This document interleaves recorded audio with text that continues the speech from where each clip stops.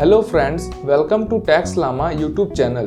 दोस्तों, जब भी बात आती है कंपनी खोलने की तो हम सबके मन में एक सवाल आता है कि एक कंपनी खोलने के लिए काफी सारे लोगों की जरूरत पड़ती है, तब जाके एक कंपनी खुलती है। लेकिन अब ऐसा नहीं है। अब आप अकेले एक कंपनी खोल सकते हैं। इस कंपनी को वन पर्सन कंपनी कहा जाता है और शॉर्ट में इसे ओपीसी भी कहा जाता है। तो आज इस वीडियो में हम लोग बात करेंगे वन पर्सन कंपनी के बारे में कि कैसे कोई एक सिंगल ह्यूमन एक कंपनी खोल सकता है और प्राइवेट लिमिटेड कंपनी का बेनिफिट्स ले सकता है। इसके फायदे और नुकसान क्या क्या है, किस तरह के लोगों को ओपीसी कंपनी खोलनी चाहिए। दोस्तों, वन पर्सन कंपनी को कंपनीज एक्ट 2013 के अंतर्गत इंट्रोड्यूस किया गया था।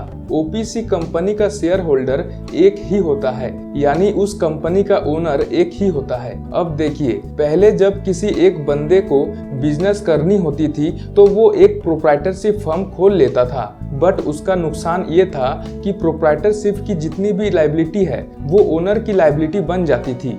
इसको अगर डिटेल में समझे तो जो बिजनेस की लायबिलिटी है वो ओनर की पर्सनल लायबिलिटी बन जाती है। जैसे आपने कोई लोन लिया बिजनेस के लिए और अगर बिजनेस उस लोन का भरपाई समय पर नहीं कर पाती है तो वो लायबिलिटी ओनर की पर्सनल लायबिलिटी बन जाती है। यानी बिजनेस लायबिलिटी और पर्सनल लायबिलिटी इन दोनों में कोई फर्क नहीं रह जाता है। तो इसी कमी को पूरा करने के लिए वन पर्सन कंपनी का कॉन्सेप्ट लाया गया। वन पर्सन कंपनी को आप ऐसे समझ सकते हैं कि जो प्राइवेट लिमिटेड कंपनी के जो फायदे हैं उसको प्रोप्राइटरशिप में डाल दिया गया है। साथ ही जो प्रोप्राइटरशिप के फायदे को वन पर्सन कंपनी में डाल दिया गया है, क्योंकि ओपीसी में मैनेजमेंट का कंट्रोल एक शेयर होल्डर के पास होता है।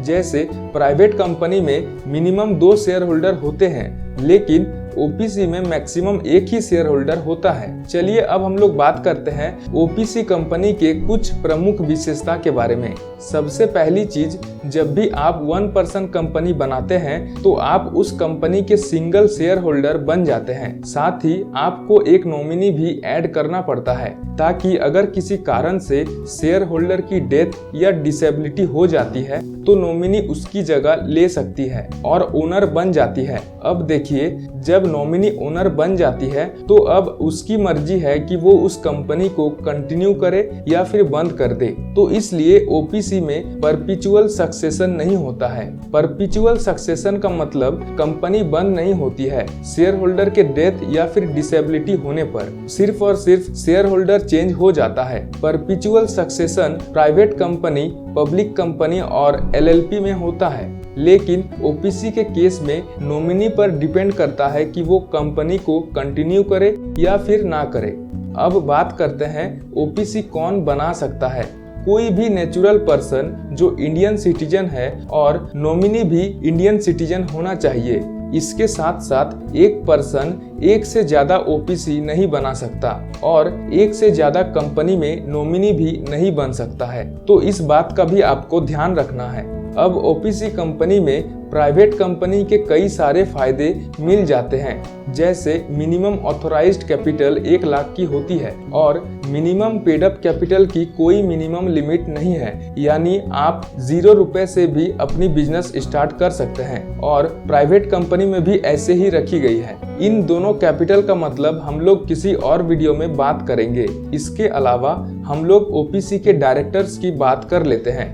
ओपीसी में मिनिमम डायरेक्टर 1 रखना होता है, क्योंकि जो सिंगल शेयर होल्डर है वो ही डायरेक्टर हो सकता है। मैक्सिमम डायरेक्टर ओपीसी में 15 हो सकता है। अगर आप 15 से भी ज्यादा डायरेक्टर बनाना चाहते हैं तो आप बोर्ड रिजोल्यूशन पास करके उसको और भी बढ़ा सकते हैं। चलिए अब जानते हैं कि ओपीसी रजिस्टर करवाने के क्या क्या फायदे और नुकसान हैं। ओपीसी कंपनी का सबसे बड़ा फायदा ये है कि प्राइवेट लिमिटेड की तरह काम करता है और ये एक लीगल एंटिटी होता है, यानी कंपनी और कंपनी का ओनर एक दूसरे से अलग होता है। दूसरा फायदा ये है कि इसमें लिमिटेड लायबिलिटी होती है। इसके अलावा इसमें पेपर वर्क और कंप्लायंसेस बेहद कम होती है। ओपीसी परपेचुअल सक्सेशन पर काम करती है और ओपीसी छोटे कारोबारियों के लिए काफी फायदेमंद है। अब जान लेते हैं कि ओपीसी के क्या क्या नुकसान हैं। इसका सबसे बड़ा नुकसान है कि इसमें शेयर होल्डर सिर्फ एक होता है, आप किसी और को शेयर होल्डर नहीं बना सकते। दूसरा है कि एक पर्सन जो ओपीसी रजिस्टर करता है वो दूसरे ओपीसी कंपनी को रजिस्टर नहीं कर सकता है और ना ही किसी ओपीसी कंपनी में नॉमिनी अपॉइंट हो सकता है जो ओपीसी के अंतर्गत आता है। तीसरा नुकसान ये है कि माइनर पर्सन ऐसे कंपनी में ना तो शेयर होल्डर हो सकता है और ना ही नॉमिनी बन सकता है। इसके अलावा ओपीसी को बाद में किसी नॉन प्रॉफिट कंपनी में नहीं बदला जा सकता। तो दोस्तों उम्मीद करते हैं अब आपको अच्छे से समझ में आ गया होगा कि ओपीसी क्या होती है। अगर अभी भी आपके मन में कोई सवाल है तो आप हमें कमेंट करके पूछ सकते हैं। मिलते हैं आपसे नेक्स्ट वीडियो में। Thanks for watching.